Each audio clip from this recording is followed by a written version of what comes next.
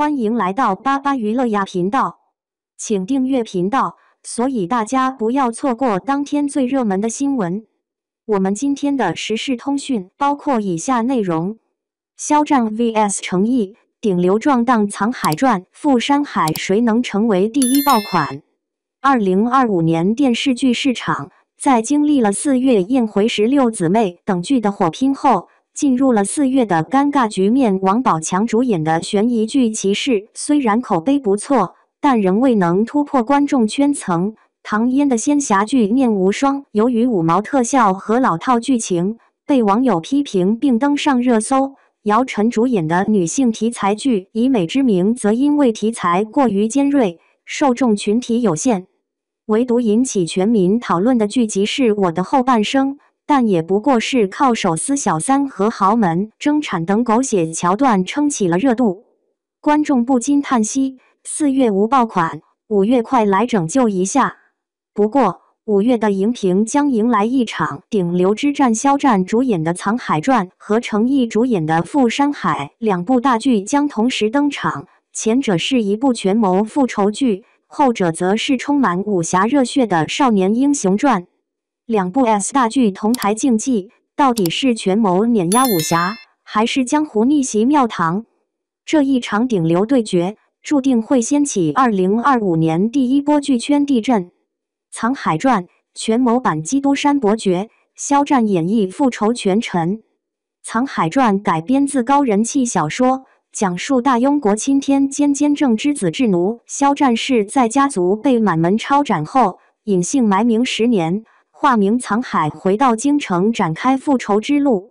他凭借高超的谋略和权术，在朝堂上步步为营，既为家族洗清冤屈，又与神秘女子香案图联手智斗奸臣，揭开一场震撼国本的阴谋。剧中与中焚稿朝堂对峙、血液斩仇等精彩场面，将复仇的爽感和权谋的智慧融合得恰到好处。该剧由《甄嬛传》导演郑晓龙执导，制作上力求精致，对标琅琊榜。从非遗工艺的片头到精美的官服纹样，无一不体现着权谋美学。肖战为饰演这一事业型男主，专门减重15斤，雨中追车、无声崩溃等戏份都被导演赞为脱胎换骨。赴山海武侠版少年派的奇幻漂流，诚意演绎江湖史诗。赴山海改编自温瑞安经典小说《神州奇侠》，讲述一个现代咸鱼青年肖明穿越到武侠世界，从武力薄弱的少年逐渐成长为守护家国的大侠。剧中的剑挑19州竹林血战悬崖悟道等武侠名场面，不仅还原了传统江湖的刀光剑影，还融入了穿越设定的现代幽默感。该剧由莲花楼团队制作，投入2亿元搭建实景、竹林、瀑布、古城等场景，堪比电影画面。诚毅挑战一人分饰2角，既演出现实中的颓废青年，又演绎武侠世界的孤勇剑客，反差极大。导演透露，为了完成一场悬崖打戏，诚毅连续吊威亚12小时，腿部淤青依旧坚持亲自上阵。肖战流量与实力的双重保险。肖战作为内娱的顶流，扛剧能力可谓玄学玉骨遥，创下腾讯视频年度播放纪录《梦中的那片海》豆瓣评分7.5，打破了年代剧的年龄层壁垒。在《藏海传》中，他摒弃偶像包袱，用演技征服观众。藏海背负家仇时的隐忍，布局时的冷峻，面对苍生时的悲悯，单靠眼神就能传递3种情感。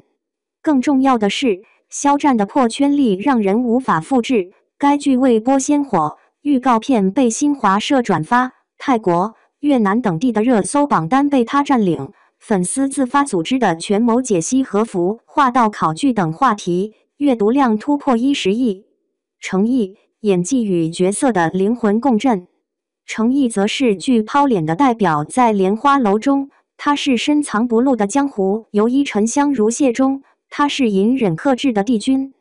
这次在赴山海中，他将少年侠气和中年沧桑完美融合，前期莽撞冲动，后期沉稳如山。他的一场兄弟诀别的哭戏，令现场工作人员纷纷泪崩。与肖战的流量优势不同，程毅的杀手锏是口碑护城河，他的剧集豆瓣评分均在 7.2 以上，观众对他的信任稳固。业内人士评价，他演侠客，观众信他就是侠客；他演权臣，观众信他能掀起风云。从题材上看，《藏海传》的权谋复仇剧更符合全民向的口味。近年来，《琅琊榜》《庆余年》等剧验证了权谋剧的长尾效应，烧脑剧情常常引发二次创作，角色群像容易产生话题。而《富山海》的武侠题材虽经典，但受限于近年仙侠剧的审美疲劳，必须通过创新打破这一局限。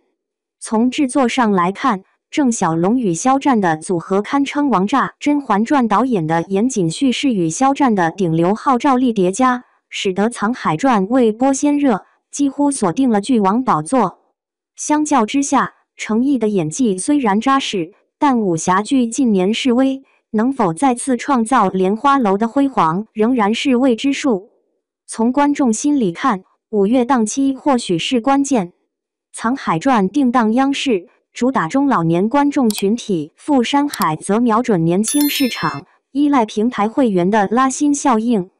如果两剧错峰播出，可能会双赢；若正面碰撞，恐怕难免此消彼长的局面。